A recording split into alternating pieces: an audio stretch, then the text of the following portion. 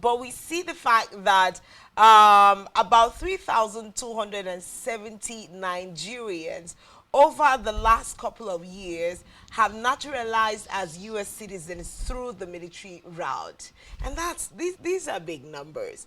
3,270 Nigerians gaining American citizenship by becoming men and women of the United States military. But when you look at that and look at the approach of the president-elect, it worries you a little bit. And we have numbers cutting across different other nations of the world. In total, we are looking at about 52,000 persons from all over the world. You're looking at Mexico, you're looking at Jamaica, you're looking at the Philippines, you know, people that have signed up into the U.S. military and have naturalized as, you know, a reason of, by that reason. Now, when the president-elect is looking to clean out the United States data of people who just waltz into the country, would they be looking also to close the windows to getting, you know, men and women to sign into the United States force through this channel, when you're having about 52,000 persons getting legal entry and naturalization through this? Shouldn't this be something that worries Donald Trump also? Well, Donald Trump is. I watched a detailed documentary yesterday where they're going all the way to the years, to the different crime scenarios, to the different problems that have been posed by people who get into America illegally. And then that was in their move to let the world know that, look, what we are doing is trying to sanitize our system, is trying to safeguard lives and properties, and that's why we are making this move. That is understood by all ramifications from every perspective you want to look at it. But when it comes to people who are natural citizens by birth, I mean, they were given birth to that, and then people who go through the legal processes of becoming citizens, maybe they have stayed through the years, you know, and then they were born there, their parents, one of their parents, or either of their parents is from there. These are the areas of concerns that even the Americans people are worried about. Because if you say you are going to do mass deportation and these groups of individuals are going to be part of it, you're looking at millions of Americans who would have to be deported back to the place where their spouses are from. So if I'm an American, I'm white, and then I'm married to a black who is from Ghana, who is from Nigeria, who is from Kenya, I'm married to somebody who is from, you know, Iraq or whatever country of the world, the person also stands a chance of being deported, because you can't separate families. You can't break families apart just because you want to deport. That's the concern. And if we go, you know, Donald Trump goes through that route, it is going to be a serious crisis. It's going to be a serious chaos in the U.S. as far as the progression of time is concerned. But then, of course, you're also, I mean, just recently, one of Nigeria's, you know, movie stars just became an American citizen by joining the military, you know. So these persons also have contributed to what America is. Let's talk from the perspective of people all over the world who have joined through, you know, the military, becoming members of the U.S. Army and then serving out their lifetime within the U.S. military. They have made serious contributions. The question now comes, is Donald Trump telling us that the contributions of these individuals does not count and doesn't amount to anything and is not significant enough to allow them stay and own up to that right of being citizens of America? Those are some of the concerns that have been spread. But on the whole, a lot of people have seen this as one of the steps that will literally destabilize America, as the case may be. Because you're also looking at, you know, the aftermath effect of this on job, on infrastructure, on security, and every other sector of the American economy. Well, the statistics are high. We have several persons from different parts of the world, you know, that contribute to the strength of the United States Army. And if that is something that is done on a national level. I think also the advisors around Donald Trump would have to advise him with regards to certain extremist, extreme moves to curtail some of these things, because you have to also look at how it comes back to affect the United States also. It's right to get legal entry and do things by the books, but also you have to look at the contributions, the positive contributions, as opposed to just trying to throw the baby and the bathwater. So you're throwing up all of the negative experiences that illegal migration has brought to the United States. You need to look at how, for instance, people who were born in the United States turn out to, contribute positively to the growth of the United States. But these numbers, through the military alone, raises a lot of questions. These are data that that have just been released, and to look into this, I'm sure this is something that will come to the attention of the president-elect. Just maybe in a couple more hours and in a couple more days, we should expect a reaction to this, because if you have an open window here, because also it's not that he's not just only trying to fight illegal migration, he's also trying to curb the spate of migration to the United States. And if this is a legal window, maybe he wants to consider this. And then the flip question will be, what then happens to manpower in the U.S. military? But that's it. We have Nigerian-born men and women accounting for 3,270. Of course, there are other nations of the world that top that number. We have the likes of the Philippines at over 5,000. We have Mexico also at over 5,000 also, and different other nations of the world. But we are saying, where does this keep the president-elect of the United States with some of the really tough immigration reforms that he is promising to come with come January 2025? But then it looks like we're not able to push on with that conversation. We'll just give voice to Donald Trump's speech, of course, still alluding to some of the moves that he's going to make, a conversation we're still going to dig around in a moment. Foreign invasion of our country, allowing a record number of illegal aliens to storm across our borders. From all over the world they came. Under Biden's current policies, even though these millions of illegal border crossers have entered the country unlawfully, all of their future children will become automatic U.S. citizens. Can you imagine? They'll be eligible for welfare, taxpayer-funded health care, the right to vote, chain migration, and countless other government benefits, many of which will also profit the illegal alien parents. This policy is a reward for breaking the laws of the United States and is obviously a magnet helping draw the flood of illegals across our borders. They come by the millions and millions and millions. They come from mental institutions. They come from jails, prisoners, some of the toughest, meanest people you'll ever see. The United States is among the only countries in the world that says that even if neither parent is a citizen nor even lawfully in the country, their future children are automatic citizens the moment the parents trespass onto our soil. As has been laid out by many scholars, this current policy is based on a historical myth and a willful misinterpretation of the law by the open borders advocates. There aren't that many of them around. It's amazing. Who wants this? Who wants to have prisoners coming into our country? Who wants to have people who are very sick coming into our country? People from mental institutions coming into our country. And come they will. They're coming by the thousands, by the tens of thousands. As part of my plan to secure the border on day one of my new term in office, I will sign an executive order making clear to federal agencies that under the correct interpretation of the law, going forward, the future children of illegal aliens will not receive automatic U.S. citizenship. It's things like this that bring millions of people to our country, and they enter our country illegally. My policy will choke off a major incentive for continued illegal immigration, deter more migrants from coming, and encourage many of the aliens Joe Biden has unlawfully let into our country to go back to their home countries. They must go back. Nobody could afford this. Nobody could do this. And even morally, it's so wrong.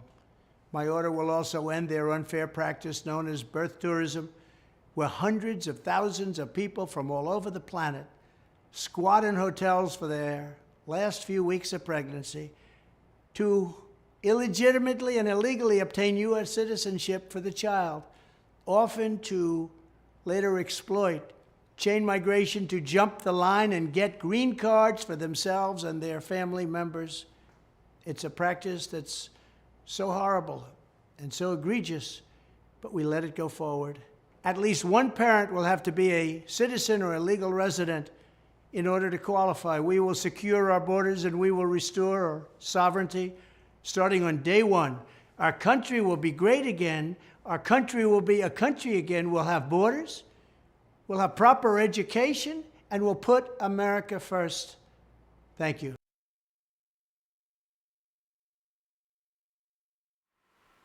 Well, quite a number of reactions that we can have there. It brings close to home why a lot of people react and why a lot of people do not like President-elect of the United States, Donald Trump. I mean, what did he call them again? Aliens, yeah. So it's either you're going to stay in your country, work in your nations, and have a kind of country that you're proud of, or you stand the risk of being referred to as aliens. And he's saying, you know, illegal migrants can't just come to the United States, then have children, and you want to automatically give them citizenship because they were born in the United States. But the thing with governance is that one person comes, puts in this draft, builds them into law, then another administration comes and just maybe overrules them. How much, you know, how long will some of these reforms that are about to be instigated on day one of his returning into office stay? Of course, that's a big conversation, but we're still going to be pushing. Today, of course, Tuesday International, so we'll be looking at the international space and some of the conversations that we have. We'll take a quick breather, and in a moment we'll be joined by Dr. Ali Ilyas, who is a development expert and an economist. We'll have that conversation with him this morning, and let's push on the show this morning. Stay with us.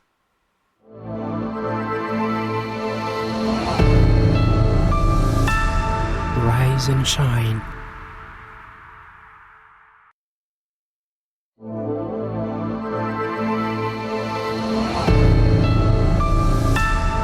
Rise and shine.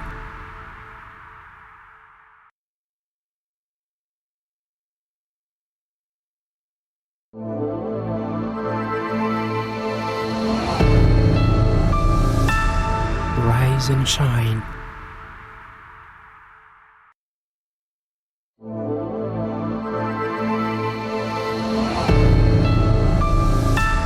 Rise and shine.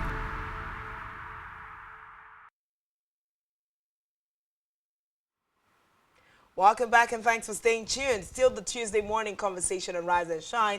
And we're beaming live from Uyo, the capital city of Akwa Ibom State, Nigeria. If you're just joining us, you would do well to head to our social media platforms, all of which you can find at spectrumtvlive.ng. Pushing in the conversation this morning, let's get to Tuesday International, where we bring you conversations and issues happening around the world. This morning, our first stop is going to be the United States of America. We just aired a video just before we went on that breather, showing, you know, President-elect Donald Trump talking about the fact that he seeks to end birthright citizenship, especially for illegal migrants into the nation, who we refer to as aliens in his speech. We have Dr. Ali Ilyas joining us this morning, and we're going to be crisscrossing this conversation, so, you know, with him this morning. Good morning, Dr. Ilyas. Good to have you on the show.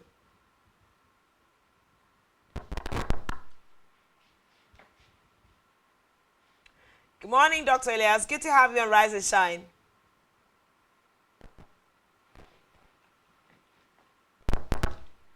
All right, then, I'm sure that we are going to have that conversation. We have another video coming out of the United States. We'll take that other video, and then when we come, Doctor can just start this conversation from there and respond to some of these rising issues. Let's take the next video. It's a very tough thing to do. But you have to have, you have rules, regulations, laws. They came in illegally. The people that have been treated very unfairly are the people that have been online for 10 years to come into the country. And we're going to make it very easy for people to come in terms of they have to pass the test. They have to be able to tell you what the Statue of Liberty is. They have to tell you a little bit about our country. They have to love our country. They can't come out of prisons. We don't want people that are in for murder. So we had 11,000 and 13,000 different estimates, 13,099 murderers released into our country over the last 3 years. They're walking down the streets. They're walking next to you and your family. This was done by the Border Patrol. It's 13,099, and it's during the Biden period of time. And these are murderers, many of whom murdered more than one person. You don't want those people in this country. You have to get people that were taken out of mental institutions and put them back into their mental institution, no matter what country it is. Do you know that Venezuela, their prisons are at the lowest point in terms of emptiness that they've ever been? They're taking their people out of those prisons by the thousands, and they're drunk. And just to get back, because I know exactly what you're getting at. Number one, we're doing criminals, and we're going to do them really rapidly. We're getting the worst gang probably with MS-13, and the Venezuelan gangs are the worst in the world. They're vicious, violent people. And you see what they've done in Colorado and other places. They're taking over, literally taking over apartment complexes and doing it with impunity. They don't care. The 14th Amendment of the United States Constitution guarantees birthright citizenship. And all around the United States, it will take a lengthy process to be able to just revoke that. So the United States President-elect's just saying he is going to end birthright citizenship. It looks like he is ready to initiate a long-haul conversation. But in saying that, you also need to look at the Republican strength in Parliament also. So would he have more people on his side to help reform that particular law? Well, the big question is, can he or would he not be able to actually do this? Good morning, Dr. Elias. Good to have you on the show this morning. Good morning. Thank you for having me. All right. How is the city of Abuja? Well, it is a bit cold this morning. Oh, yeah? Good to know that the Harmattan season, our semblance to snow, is working in Abuja. All right.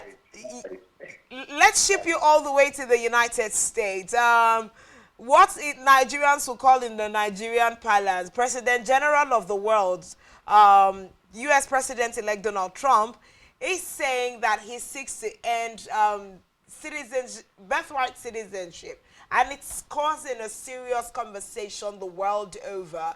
The process involved, the morality behind this is also a big question. What are your thoughts about this? Well, I think it's going to be a very tall order for him to achieve, because remember, he himself actually came somewhere straight down the line. Also, people like Obama, people like Kamala Harris, a lot of them actually came from somewhere and became citizens through by birth. So I think it's going to be a tall order for him. However, it's a two-way thing. It has positive and negative impact, even for America itself. You recall that if anything happens to America, it has everything happens to the whole world, because every country actually has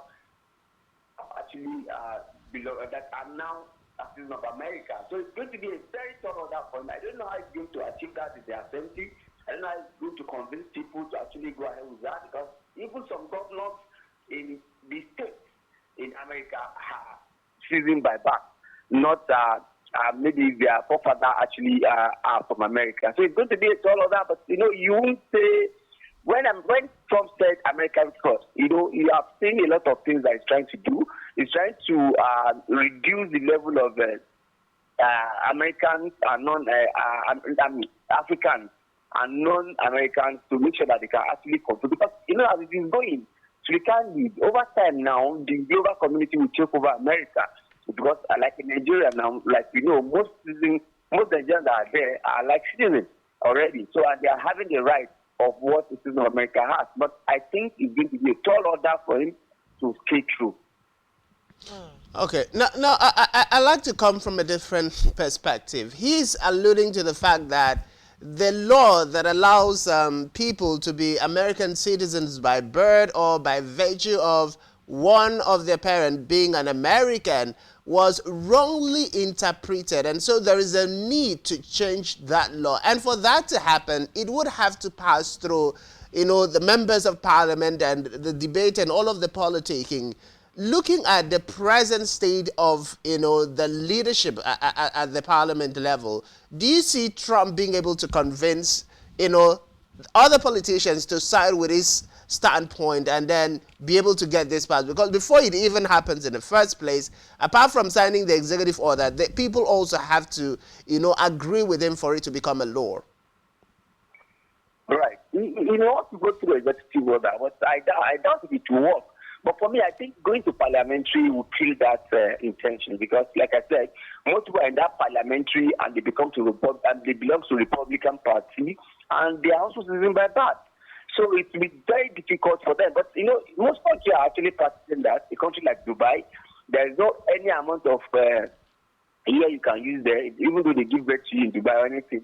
You cannot become that citizen. So some countries are actually doing that. But for America, that one of their fundamentals is the liberal state, where a lot of things happen. People are tolerated. So I'm sure. But the only thing that there might be a kind of stringent measure. You recall even in UK before, when you are doing masters, you can go with your family. But there's a lot that say no, it is when you are doing PhD that you can go with your family. So they may bring a bunch of laws that will be much more, make it more difficult to become US citizen, but they cannot outrightly remove that. Now, this is going to be a journey to try and tweak how the United States has handled the issue of citizenship for over 150 years. So Donald Trump, no matter how feisty he is, has a lot of institutional pillars to come up against. And as a result of some of the moves and statements that he has made recently in interviews, we're beginning to see surrounding states and, smaller nations around the United States attempt to, tighten their border, because you're also going to look at, if people cannot stay in the United States, you will now be seeing an influx of migration to smaller places as, the Bahamas. You're looking at the impact of Mexico, as it were, and several other surrounding states.